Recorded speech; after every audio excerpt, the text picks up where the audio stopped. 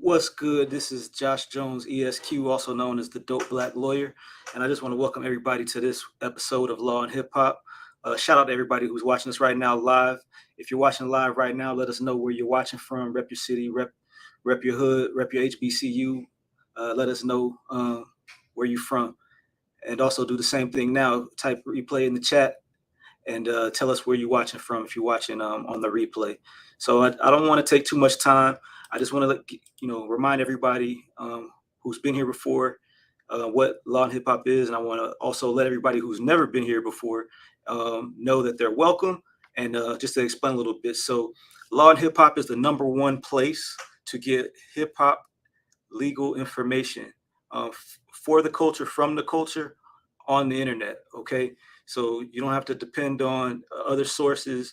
We're going to be able to break down the legal topics, and everything that we do is for the culture. And death to the vultures who are preying on hip hop culture and trying to make money off of it without giving back to it. So with that being said, we're going to jump right in. I'm going to talk about somebody we talked about the first 2 episodes, and probably going to talk about him a lot because he's a dope black lawyer as well. And that's Ben Crump. Right now, he's representing the families of the third victim to die at the Glorilla concert that happened in New York a couple of weeks ago. So we'll just go through this story and we'll break down anything that we see as we go through it. So I'm going to share my screen with you so you can see what we're talking about. This was from Vibe. And if you don't know Ben Crump, he's a dope black lawyer based out of Florida, handling cases nationwide. A lot of people know him because he came to prominence nationally with the Trayvon Martin case back in 2012 when he was killed by George Zimmerman. So he's filing a lawsuit to represent the family of Aisha Haskins Stevens. There was a big incident at the concert that led to people storming out of the facility. And he said that he's kind of surprised that security precautions are not better since the Astroworld case that happened about a year or so ago in Houston. So, this is still ongoing. There are 2 other victims who also died and a lot of people who had injuries. And, it's a sad story to see. It's good to see that the family is kind of trying to make the best out of the situation. This is the victim's sister. And let's see. My sister is a Black, strong, African-American hero today. And in her death, she still stands a hero. So yes, I consider her a hero on International Women's Day. So Brandy Monet is a hero and she will live on. She will live on indeed. What they're talking about, her sister actually donated her organs. She had decided during her life that she wanted to donate her organs, which is something that you can do if you plan. You have your estate plan, you have your different documents explaining what you want to happen with your body. Do you want to donate your organs? Do you want to be cremated? Do you want to be buried? All these things are things plus more that you can decide through your estate plan. Do you want them to try to keep you alive as well if you're on life support? All these decisions you can make through different estate planning documents. And it's something that we all should consider. I'm sure we're going to talk more about that on future episodes of Law and Hip Hop. So another story that got a lot of publicity was the story involving Jonathon Majors. He's one of the big time actors right now. Black actors. A lot of people came to know him from Lovecraft Country, which came on HBO, and he's been on some other stuff. Recently, he was in Creed 3, and he's one of the big Marvel characters in the new Avengers. So over the weekend, it came out that he had an incident where he was arrested, and it was for something involving his girlfriend. So we'll talk about it a little bit. I'll share my screen and we'll go through and see if there's anything. There's a couple things I wanted to point out. So his attorney is saying that he's innocent. And if you don't know Jonathon Majors, this is him. Maybe the picture kind of refreshes your memory. His attorney says he's completely innocent and probably the victim of an altercation with a woman he knows. We are quickly gathering and presenting evidence to the district attorney with expectations that all charges will be dropped imminently. and they say that they have video and footage that prove his innocence. So one thing that they also talked about that's true in a lot of places is that when there are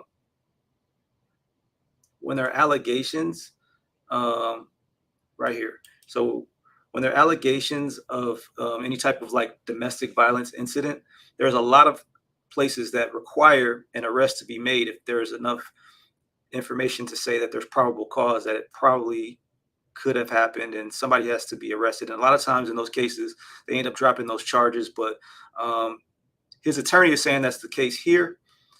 They're also saying that the person who initially made the allegations has recanted, and that they were going to show over time that Jonathon Majors did nothing wrong. As it stands, he's already lost a lot. So he had a endorsement deal with the Army. They pulled the commercial, and there was a couple of other deals he had that also got pulled. So anytime you're involved in an incident, unfortunately, the incident gets more publicity than the retraction. So if it comes to be found out that he was innocent, he's already been, lost those endorsements and lost that money. So, hopefully there was nothing that happened here, and that, nobody was hurt, and, whatever happens will come to the light real soon.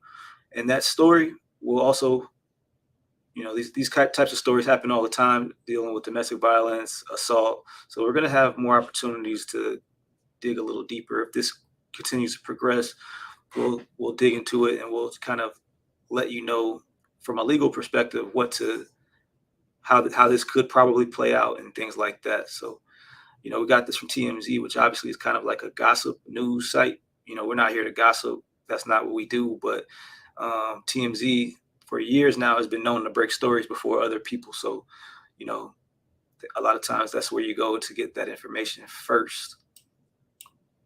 On to another story. Out in California, a Black mother and her daughters were awarded $8.25 million for unlawful detention by the police in Alameda County. This photo alone is horrific, but these women were at a Starbucks, and the police pulled up on them and wouldn't let them leave. Apparently pulled weapons, and ultimately did not file any charges. But when you don't know your rights, or when you look a certain way, if you're Black or if you're young, minority, whatever the case, police are gonna treat you a little differently. So this happened back in 2019. The deputies approached them. They had a disabled placard which was visible.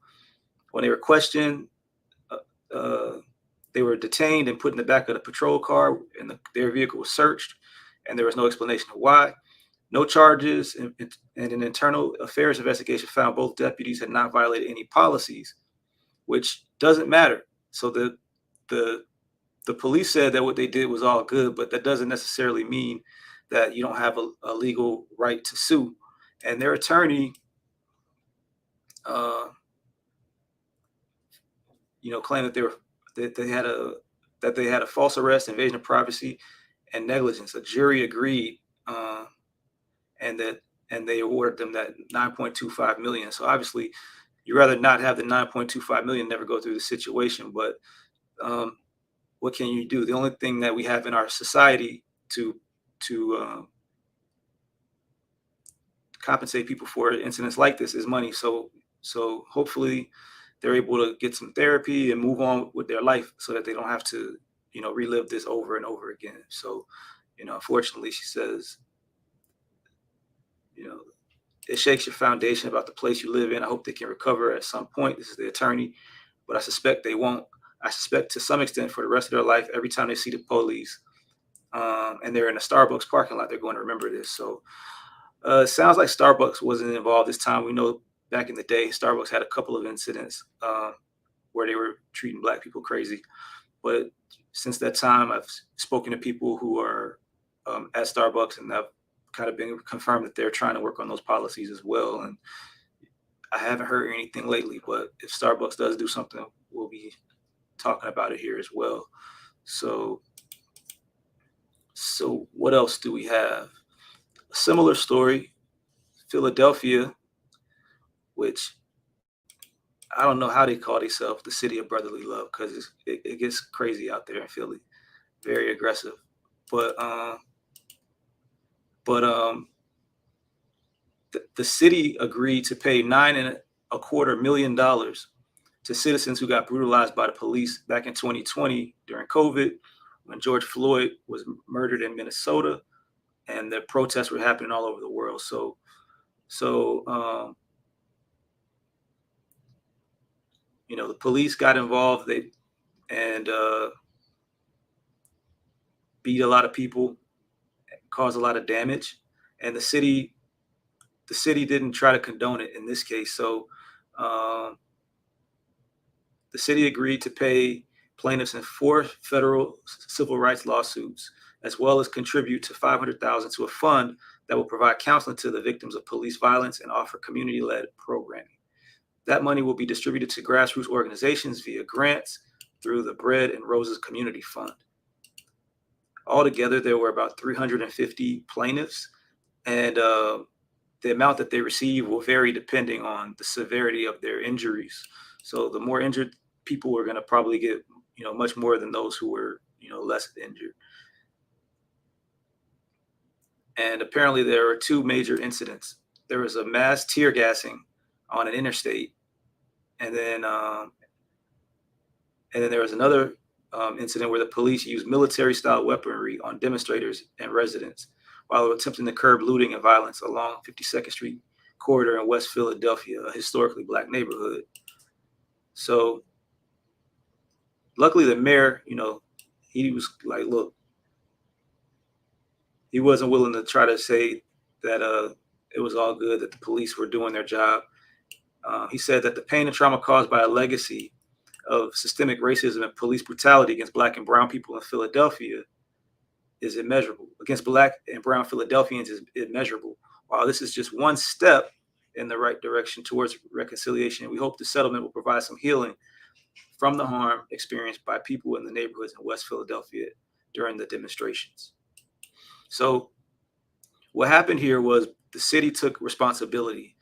In the other case, they did not. So the family who was detained at Starbucks had to file a lawsuit, and they had to take the case all the way through a trial. So that's what happens if the party who's at fault takes responsibility and decides to pay, then you can avoid the trial. So luckily in this case that happened, and we don't have a situation where you have 350 people who are beaten by the police who have to bring those cases. Okay, so the next story is not really a legal story per se, but it has, it's definitely a hip hop story, and it has some legal stuff that's kind of intertwined with it. So if you grew up when I grew up, you remember Death Row being the #1 label for a while. They took, they had Dr. Dre, Snoop, they came out hard. East Coast was really kind of struggling for a moment, and Suge Knight was the CEO of that label. A lot of people consider him to be like a big bully, and he's currently doing a 28-year sentence in a prison for the killing of a gentleman on the set of the movie made about NWA back in 2015. But I mean, they've got some crazy stories, I'm sure, at Death Row, and they're going to be told similar to how the BMF biopic is being told on TV as well, the one made by 50. So right now he's in prison. He's still a mogul. He's vetting producers and trying to find the right actors. He said they care more about whoever plays Pac. They got to have acting chops. It doesn't matter if they look like him. They got to really be able to act. So him and his brother are working on the project, and hopefully they're going to have all the music. It's going to be able to really tell the story of Death Row in the early to mid 90s when they were really doing their thing. And this is showing a little something different, but Snoop Dogg ended up buying Death Row recently, and they've put the Death Row catalog back on streaming services. So Snoop had a post about that, showing all the different Death Row albums that are available on streaming. So that's, they got a crazy catalog. They got a crazy story. I'm sure if you like shows like BMF or Power, stuff like that, you're gonna want to tune in for this one as well. Um, another big group from the '90s. If you remember the Fugees, I didn't really know a lot about this. I just kind of heard about it yesterday. But if you remember the Fugees, everybody knows the most talented Fugees were Lauryn Hill and Wyclef, and there was a third member, Pras. So Pras was also talented, but people really like Lauryn and Clef better. And apparently, he's on trial right now for in Washington D.C. for conspiracy and witness tampering, along with some other charges. So right here, the defendant Prakwazwell,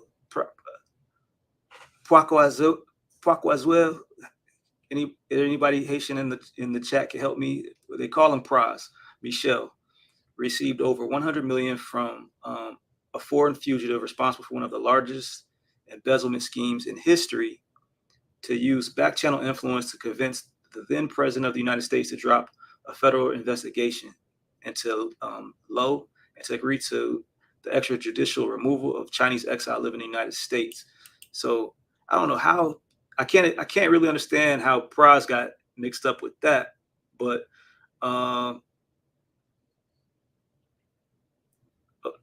yeah, it seems like they just kind of met each other, maybe got a little bit cool, but Pras apparently is being accused of trying to help Lowe, who got away, and he's in China, so he's probably not going to face time.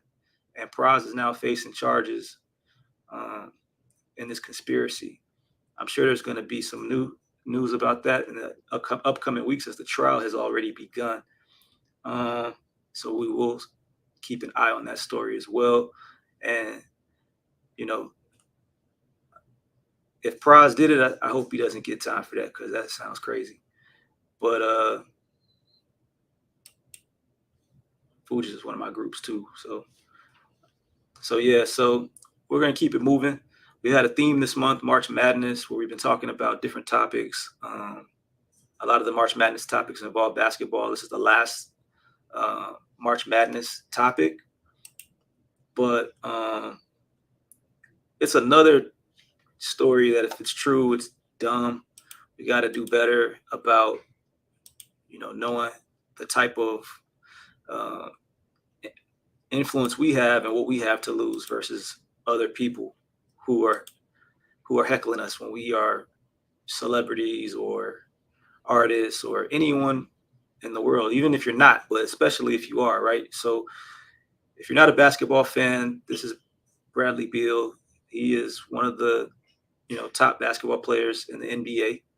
And if you watch basketball, you know that there's always hecklers. The closer they are to the court, the more they want to be a part of the action. So in Orlando, Bradley's team lost, and he had been heckled by a fan. And when he was walking to the tunnel, one of the guys in the group yelled at Beal, "You F me out of $1,300, you F." You know what the F is. So Beal walked towards the fans and knocked his hat off, is what it appeared to be. And then he got into a little verbal altercation, and it kind of escalated. It went on for about a minute, and the victim ended up calling the police. Of course, when you got hundreds of millions of dollars or any millions of dollars, of course somebody's going to contact the police, and told the police that he was hit by Beal when he swatted the cap. So the cops took a report for battery and began an investigation. They went to the arena trying to get the surveillance, but the incident occurred off camera. The guy says he wants to press charges, and police noted there was enough probable cause to charge Bradley with simple battery, which is a misdemeanor, and probably would not lead to any jail time. Saying charges will be filed at large with the state attorney's office. The state attorney will make a decision as to whether or not to actually pursue that case. And the Magic are like, we know about it. We don't want to have anything to do with it, so we're just going to stay out of it. And yeah, it's kind of like the same kind of thing we were talking about a couple weeks ago with the Ja Morant case. His case didn't involve, well, the case we talked about didn't involve any type of physical interaction. But you're out in public. You got to be very, very careful what you do, and how you interact with people, because people lie.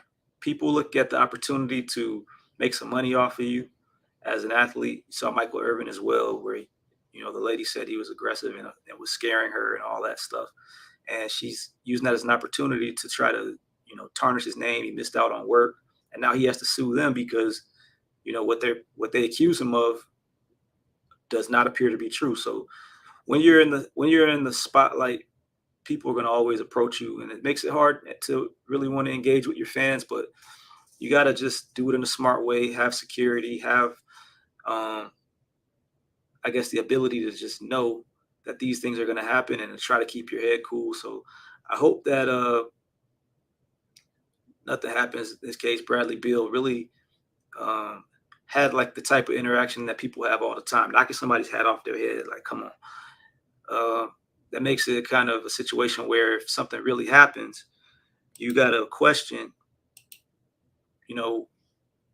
whether it's even true. So these types of like frivolous allegations, hopefully they don't, that this doesn't pick up any weight, and he's able to just kind of continue going on without any, any type of criminal penalty or even community service or anything like that. So we're going to move on to the next story. It's a story I learned about last week. And it's a sad story involving white on white crime, unfortunately. But and people would typically say, "Oh, I can't believe that happened." These are professionals, right? So this guy, Thomas Kosowski, is a plastic surgeon, and he was charged with the murder of an attorney who went missing in the Tampa Bay area. So essentially, people were not happy with the services of Dr. Kosowski, and they were posting reviews online about his services not being good. And the law firm that the victim, Steve Kazi, worked at was representing some of these victims in a suit. The doctor was suing the people for posting the reviews, saying they were basically trying to hurt his reputation, and they were affecting his ability to make a living. So this is him again in his mugshot. Dr. K is what they called him. I'm sure he's going to lose his medical license once he's convicted. But it's a really sad story. But he said that the negative reviews of him, hurt his ability to make a living, and he ended up starting his own practice. And essentially, the story it's not told on this story, but essentially, for some reason, Dr. K went up to the law firm where Steve Kazi worked, and just happened to see Steve Kazi in the bathroom. And that's where they believe that the crime took place, that he killed him in the bathroom, and tried to clean it up. But they did find some evidence. They did have video footage of Dr. K in his vehicle, and they were able to track him down as well. So he was arrested. So you hate to see it, the white on white crime, but as you know, crime typically happens amongst people who are in the same community and in the same space. But it's just a very sad story. It didn't even appear that Steve Kazi was working on the case on behalf of the defendants. And even if he was, like, Dr. K initiated the lawsuit. It's a terrible strategy in litigation to say that we're going to kill someone to win our case. So now he has a new case that he's facing, and it looks like he's probably going to be found guilty. And if you can see on the side over here, another very sad story. Nashville in mourning over the victims who were killed at a school by a mother who just showed up at the school and started shooting people. So that story is still transpiring. We may talk about that as well. There were some Black students who were affected as victims in that story. Staying in the same vein,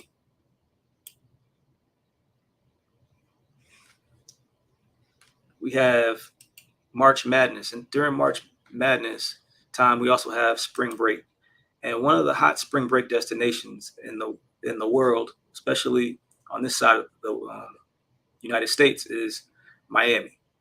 So every year in Miami, college kids and people who are college age, they kind of just come to Miami to have a really good time. It is a great time for everybody who's out there. When I was in college, I remember coming down here with my friends, and it was crazy. I mean, I'm from here, so I'm in Miami right now, for those that don't know. So it was a crazy time. You meet people and you party and you go to the beach and you do whatever, what have you. So in general, the local residents don't like it.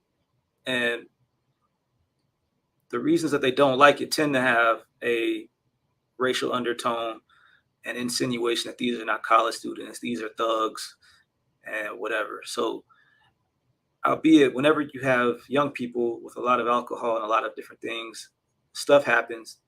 This year, which is not the norm, there were two murders in one weekend of spring break, which is very sad. But essentially, what the city is trying to do now is they say they don't want the spring breakers. So they're already trying to take steps to cancel spring break. So the mayor, his name is Dan Gilbert, and he said during a commission meeting that he wants to make it a less attractive destination for spring break partiers.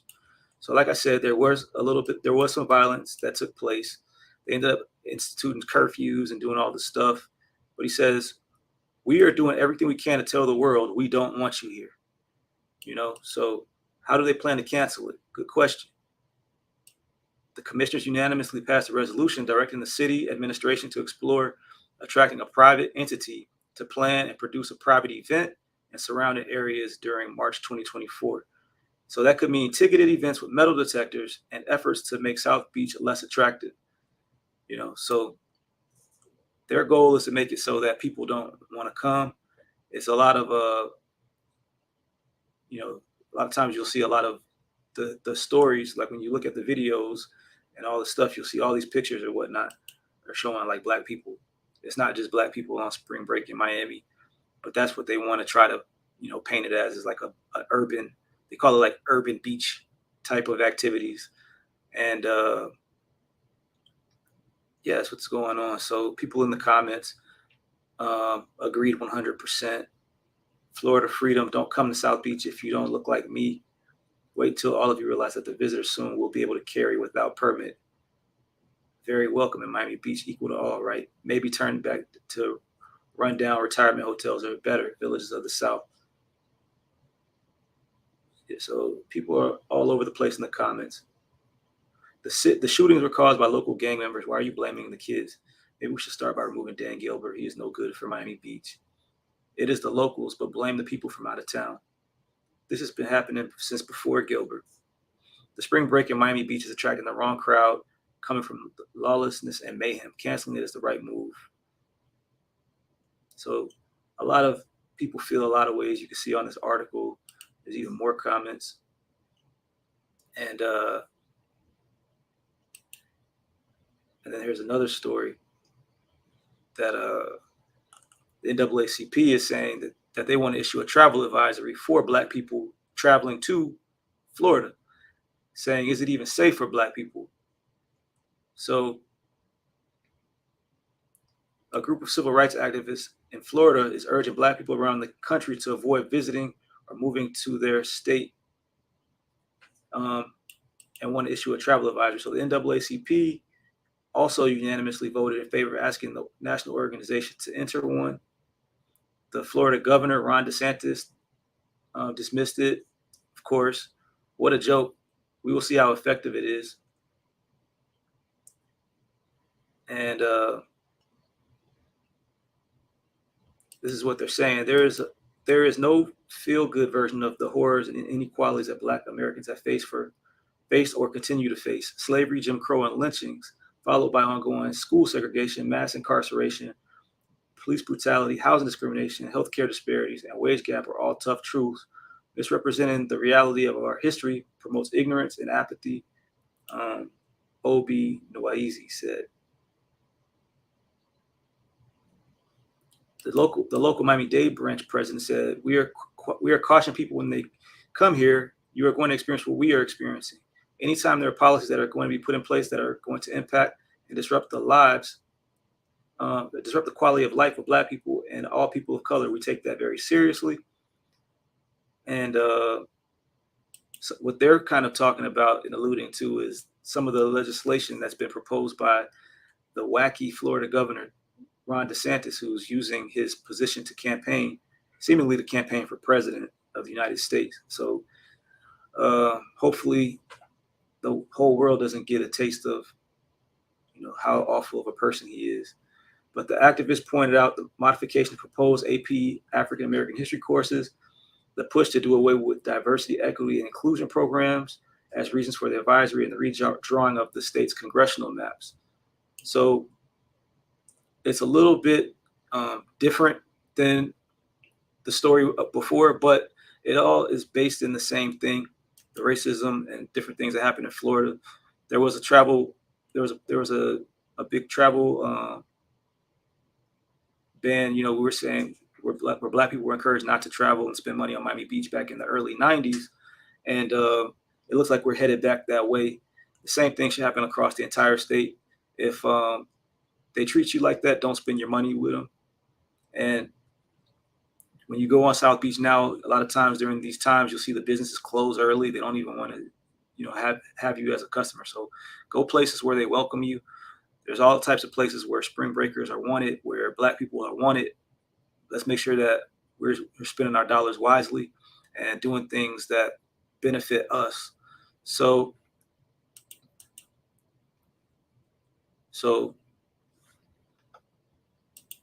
we talked about some of the laws, and we're going to probably bring that story back because we're still in session in Florida, but it's important that we talk about what's going on in Florida because it could be a prelude to what's going to happen all across the country.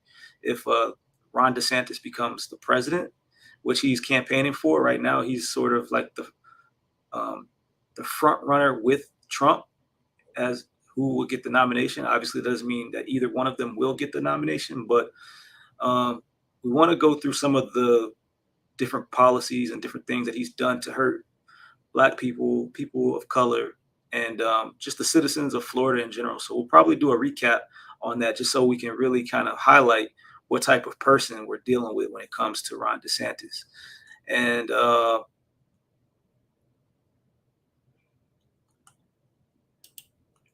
right now, I want to just encourage everybody. I want to thank you for coming through today. If you have questions, post them in the comments. If you have cases that you want us to talk about, the email address to send us questions to is in the comments section. Please check that out. Check the description, rather. Look in the description. All right. So we thank you for watching today. Hopefully you learned something, and hopefully if you did, you can share this live with somebody else who who's into this type of content or who could benefit from it. We're going to be building this platform out so that it has information. If you want to know about a topic, you can come to this page and there's going to be videos that's going to talk about all of these different topics. And we're going to really break it down. So if there's anything that really, really is important to you right now, send us a comment so that we can know and we can make that content first. Again, my name is Josh Jones, ESQ, the Dope Black Lawyer. We're going to be back here later on this week with some new stories. So if you want to know when we go live, make sure that you ring the bell, click the bell so that you can be notified when we do. So that's the show for today. Look forward to seeing you on Thursday.